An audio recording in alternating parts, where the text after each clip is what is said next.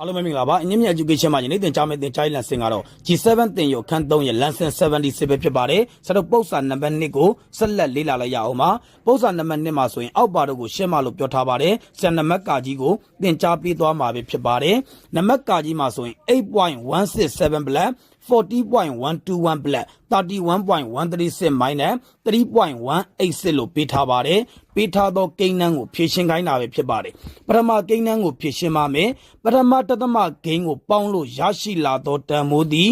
48.288 ပဲဖြစ်ပါတယ်လက္ခဏာက black ပါ